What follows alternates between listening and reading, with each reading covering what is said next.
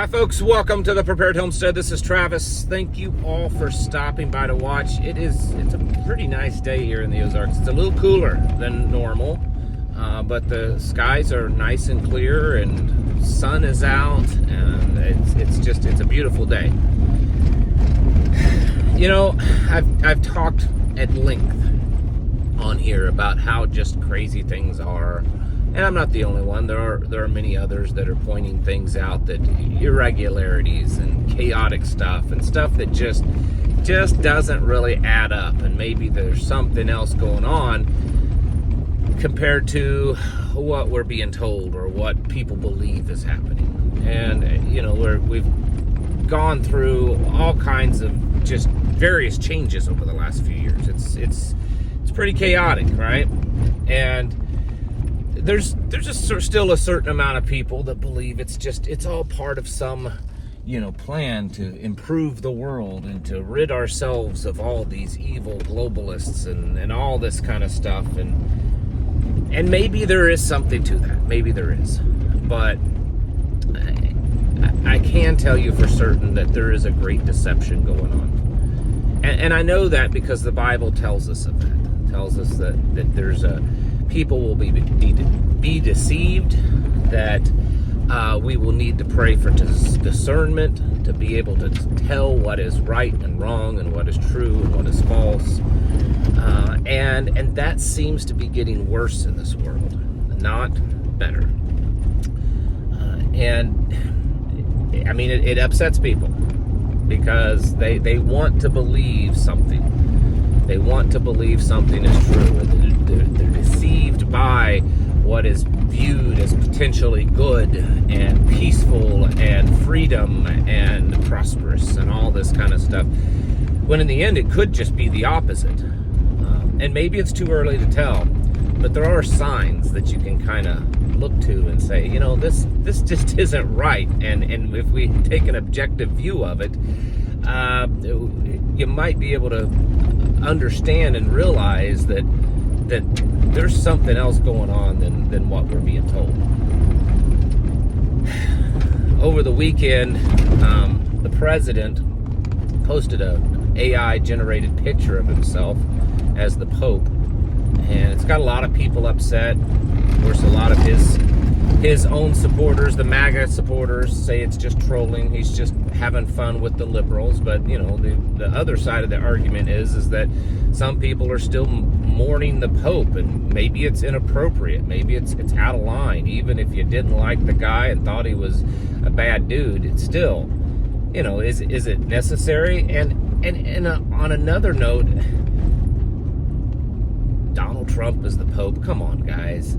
I mean, he has made many comments over the last several years about him being a good dictator, the king, a king. He said this the other day, he was the ruler of America and the whole world.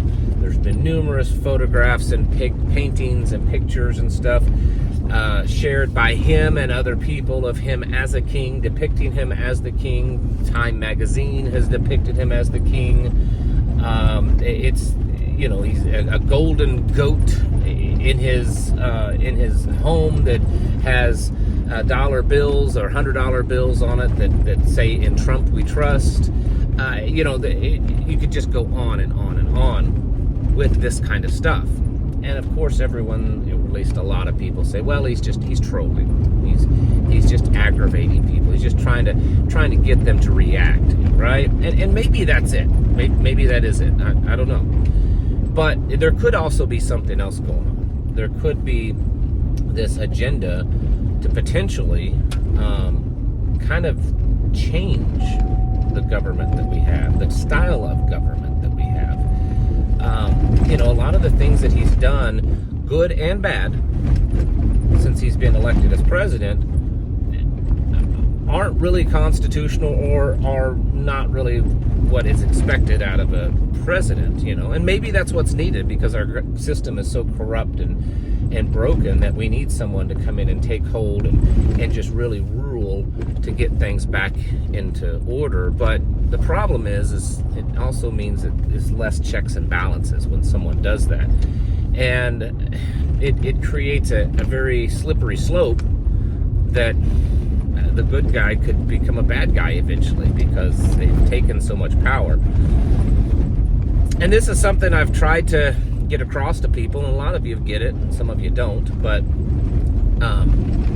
there's just some strange stuff going on. You know, J.D. Vance, Peter Thief, or whatever his name is, Palantir, Elon Musk, Lutnick, many of the people that are kind of in the circle of Trump as advisors, a lot of them are supposed to be connected to a new type of political theory, and it's where we get this dark MAGA from. Now, I know that I'm getting really off in the deep weeds here right now, but I am getting somewhere if you'll just give me a little leeway and a little patience. And a lot of this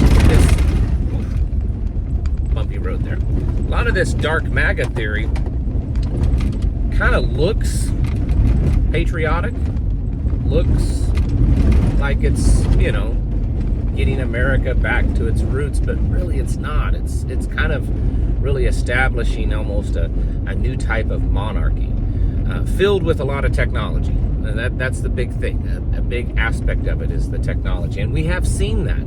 We've seen this embracing of AI, embracing of cryptocurrencies and digital currencies, this embracing of mRNA, you know, digital identification, national ID, anything that's high tech, you know, brain chips. The FDA just announced they've given another layer of approval to Elon Musk's brain chips, Neuralink, just the other day. So we're seeing rapid advancement of technology, and it's being promoted and praised by this administration. And this kind of dark MAGA, dark whatever entanglement kind of theory that they have come up with, it includes that, where you have, you know, a few elites, billionaires and elites that are kind of at the top tier ruling everything, and technology is what's actually, you know, kind of doing all the grunt work, and it leaves the rest of us to be, I don't know, kind of like serfs.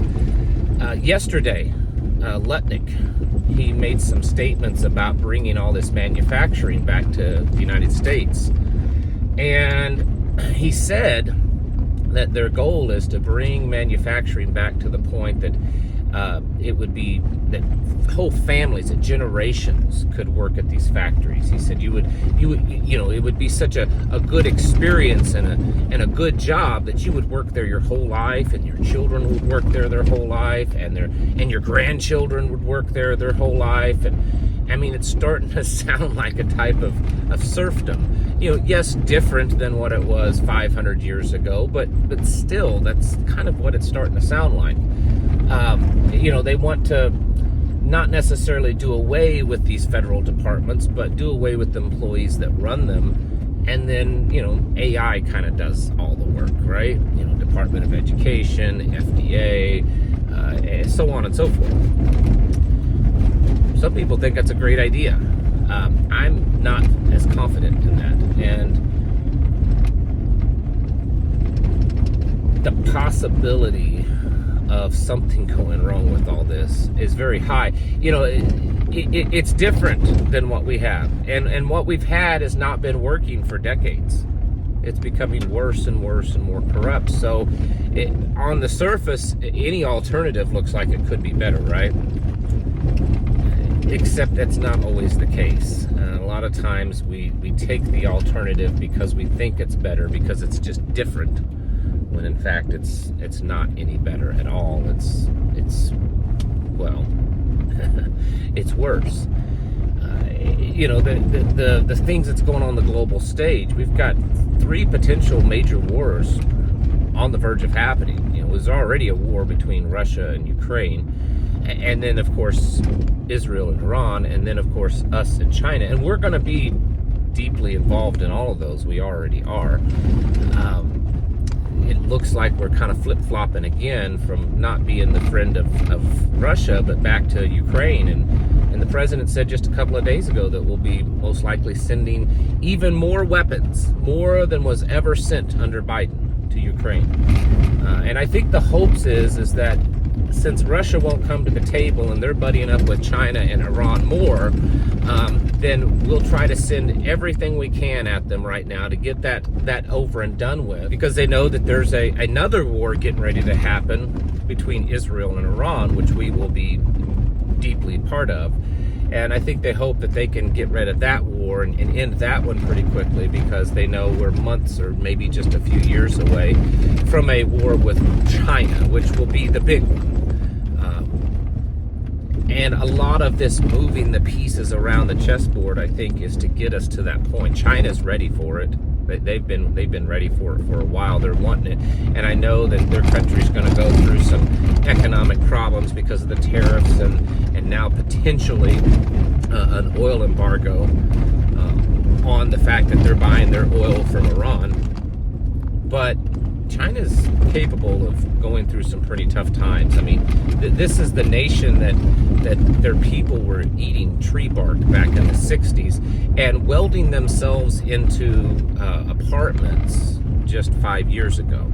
And so I think that their resiliency when it comes to going through really hardships is much higher than the United States. So even though they may look like they're going to get beat down, they can withstand a whole lot more, I think, than the average U.S. citizen. I think it's just in them. But when we look at all of this kind of stuff, the wars and the talk of, some type of monarchy, kingship, dictatorship, the fact that he said if you vote for him, it would be the last time you have to vote. And now there's this talk of him being the president again in 4 more years, which would violate the Constitution, the amendments.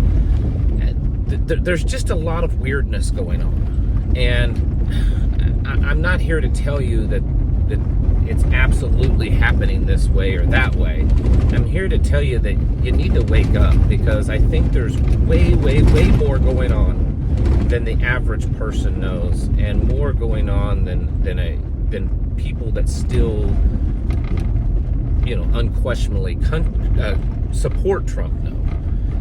And I'm not here to tell you that he's bad deal or that you're a fool for supporting him or anything like that, but there's weird stuff going on, and we need to be ready for that. And I think it's going to be bigger than just a economic recession or downturn or maybe some kind of conflict, with another nation. I think we are seeing a restructuring of the world order.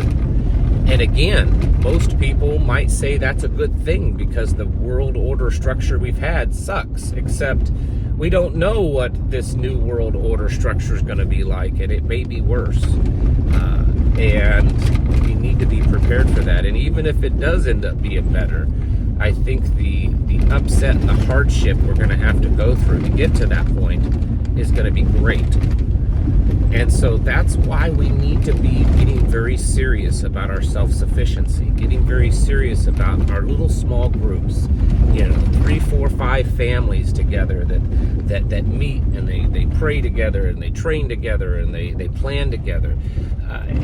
Stuff like that is what's just really going to become absolutely necessary, because the stuff that is happening and it looks like it's going to happen, my goodness, folks, we could be in for a really rough ride. So get your houses in order. Prepare mentally, physically, and spiritually, because the chaos that's happening, it looks like it's about ready to get a lot worse. Thanks for watching. Catch you in the next video.